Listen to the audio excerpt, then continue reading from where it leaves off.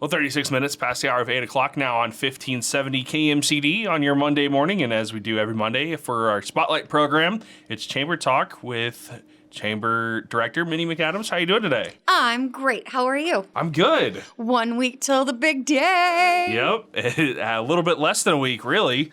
So Yes. it's a exciting time here in Fairfield. I know you've had a very busy month, I guess I should say. So what are... Last chance to see Santa. That's what I was trying to get to, yeah. I get you. I saw it in your eyes. December 23rd, the Santa house will be open from 6 to 7:30. We're not going to do the cocoa and cookies. This is just going to be get your picture and you'll get your ornament kit to go with you. And the kids will still get a candy cane and a book and get to see Santa. And then the Rotary Parade is on Christmas Eve, of course. And that'll start up at the Armory and kind of meander through town.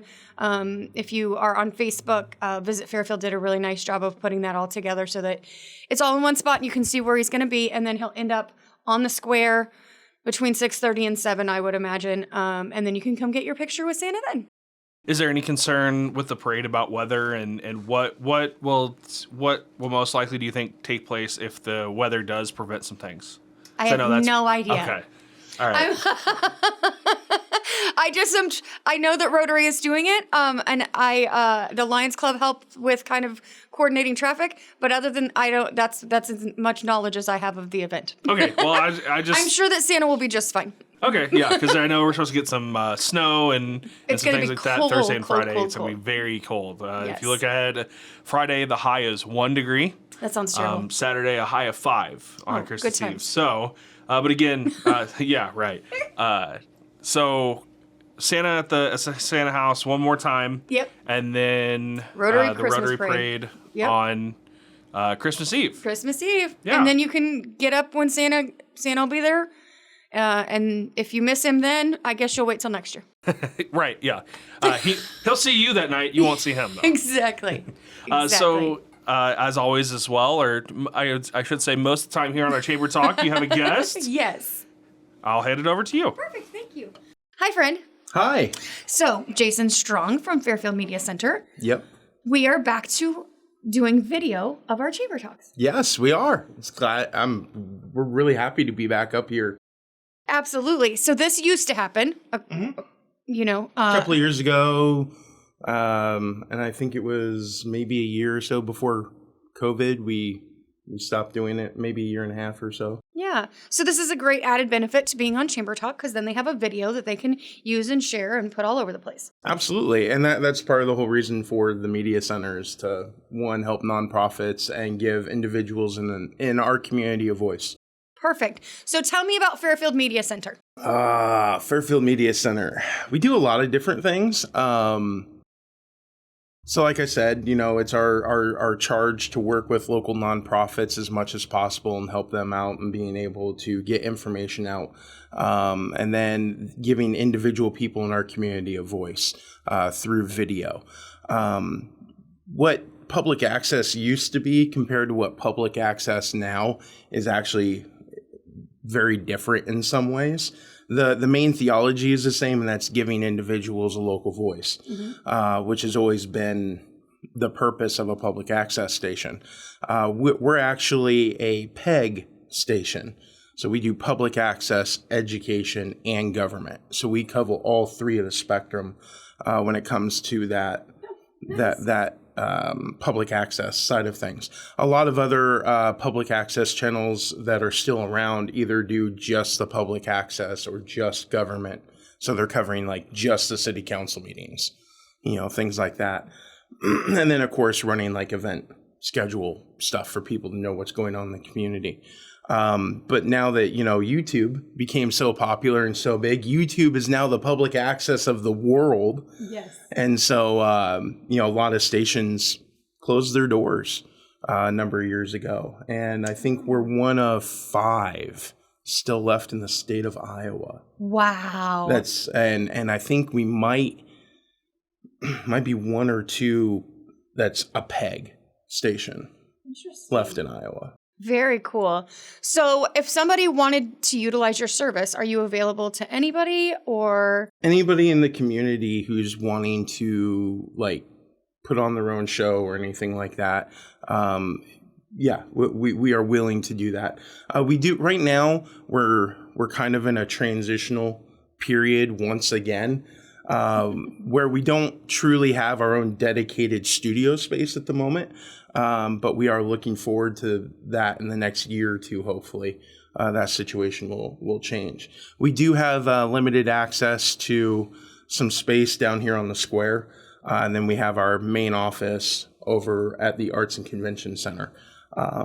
But yeah, if an individual wants to come up and they have a show idea, or if they want to do like a public service announcement or anything like that, or if they want to help promote an event that's going on, individually, or if they're a part of that event, they're more than welcome to give us a call at 641-919-3225. Or email us at info at fairfieldmediacenter.com. You are my live stream guru whenever the chamber needs to live stream something, because you were always the live stream guru at the center. We were fortunate enough that when COVID hit, we kind of had everything ready to go as far as live streaming. We had just gotten some new live streaming equipment in, and so it kind of, not saying that COVID worked out well, but we were prepared for it for the community. Absolutely. And at that time, we were probably one of the few entities in town that knew how to do that on a professional level. And since then, now everybody's more accustomed to it. There's other people out there who know how to do it and things like that. Two of my really good friends and know how to professionally live stream now. Werner Elmker, he's one of the members on our board, and that man invests in equipment, let me tell you. Yes, he does. He's got some fancy toys, and he's out there, and he's able to live stream as well. Yep. His system isn't as portable as ours is, but and then you've got Jesse James, who is a live streaming expert. Yeah, absolutely. You guys were always fabulous when I was at the center. So you also do some work with Fairfield Productions, yes. And you guys just finished the Parsons movie, or are you still working on it? We're currently working on the Parsons movie. Parsons is our 5th film. Yes. Out of 8. Oh, it's an 8? Ooh. Yes, it's an 8-part documentary series. And so Parsons is the 5th one. Parsons, we do have a hard finish date. The Parsons alumni are doing, I believe, their last gathering this year in early October, and our cutoff date is then. It's to be able to show that.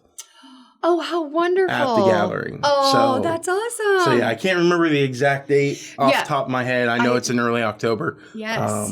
But yeah, so we're neck deep in the whole process. We've got a majority of our interviews finished, and now we're going through all those, doing the editing process, breaking things down, and then then we'll dive head deep into the editing.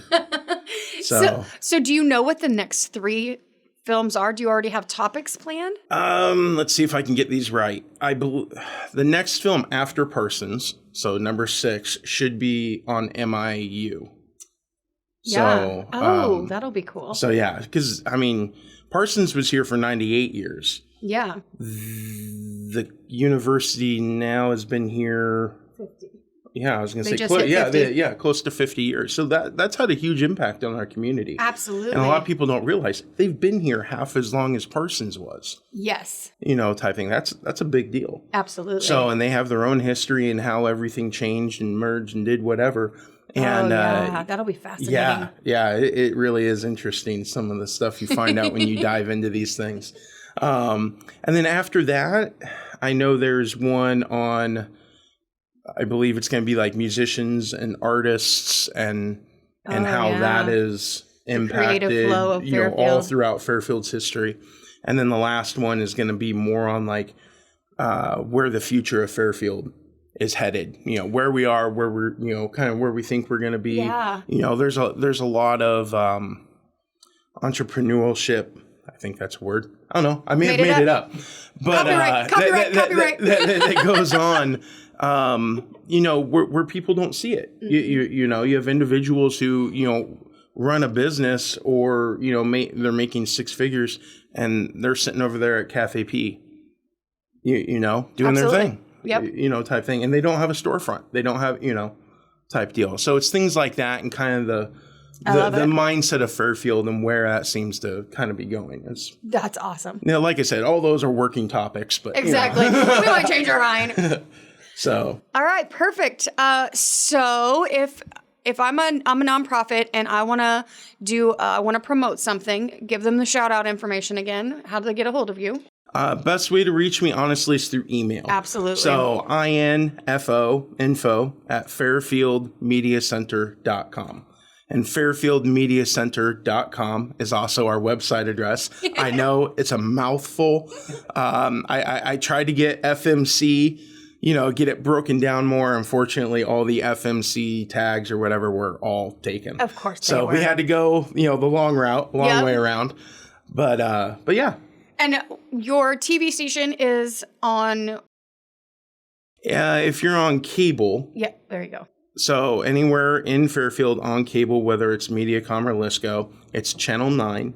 Like I said, currently we're kind of in this transitional phase. Yep. We have some equipment that doesn't like to play well with older equipment. And so, we're dealing with black screen issues and things like this.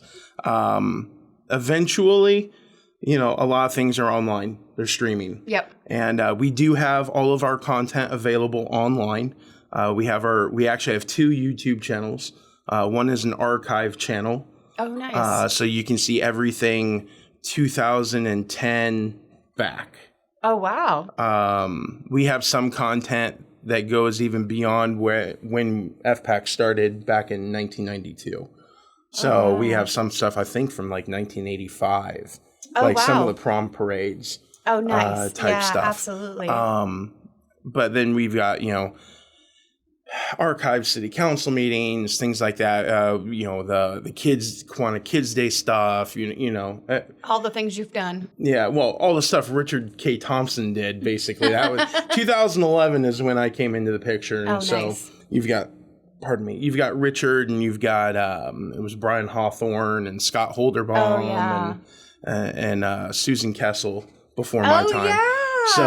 So a lot of that 2010 content is their content that you're going to end up seeing. And then our main YouTube channel is everything from 2011 to current. And so you can go on there, you can search those. All you got to do is go to YouTube, type in Fairfield Media Center. You can subscribe, you can like, you can share. All the videos are on demand, and you can get them on any device, anywhere you're at, and watch your stuff. So you're not restricted to Wednesday, 7:00. Oh yeah, type thing. I can binge watch anytime I want. So yeah, we're fully streamable, and that's kind of the direction everything's moving. And so when it comes to a legacy system, like TV, it's for us right now, it's that expense to how many viewers value type thing. We do still get comments though that people say, hey, I saw you on FPAC or type thing. And when somebody says FPAC, it's the TV channel. So Fairfield Media Center oversees everything online and the FPAC channel itself. Well, wonderful. Well, thank you for being here today. And thank you for being here every Monday so you can live stream. Exactly. Well, not live stream. Not exactly live stream. We're just videoing. We're doing rebroadcasting. That's a rebroadcasting. What do you think, friend? Yeah, I think it's great, and a lot of great things going on, and I think it's great too. You talked about we're kind of experiencing something similar when you mentioned, some of the older stuff doesn't like to think about it. We actually had on our streaming, so we currently on our FM aren't streaming because that computer decided to completely say no more. And so we'll hopefully been there and done that. Yeah. So hopefully we've gotten past all of that, and I completely get it. And things are moving a lot quicker here, especially digitally. So a lot of places are dealing with that. Just one of the things that you just got to keep rolling through, right? Absolutely. The wonderful world of technology. It's great when it works. Exactly. But when it doesn't, it could cause some Serious major headaches. Yeah, exactly. Exactly. Well, thank you both for stopping in for our chamber talk. Mindy, just one more time, some things going on this week. Can you remind everybody again about the Santa house and the parade as well? Santa House is open on the 23rd, just Santa's house. There won't be cocoa and cookies, but there will be still candy canes, books for the kids, pictures with Santa, and then you'll take your ornament kit with you. We thought we would open it up just for that hour and a half from 6 to 7:30 to give people one last chance to come to the house and tell Santa goodbye. And then on Christmas Eve is the Rotary Parade, where it starts at the Armory, meanders its way through town, and then ends up on the square, and you can get you're supposed to come bring your own device and take your kids' photos. There won't be someone taking them and printing them. So you just bring your device and take your kid's picture with Santa in his sleigh. And hopefully weather doesn't deter that at all. Hopefully the weather will be fabulous and and it'll be just great. Right. Well, again, thank you both for stopping by, and we really appreciate it at Mindy every Monday morning, I should say, with our chamber talk. Perfect. Have a great day. Thank you. You too. Thank you. That is our Spotlight program here on 1570 KMCD. We'll get into hog markets, followed by our classic country music before getting into CBS News at the top of the hour right here on 1570 KMCD.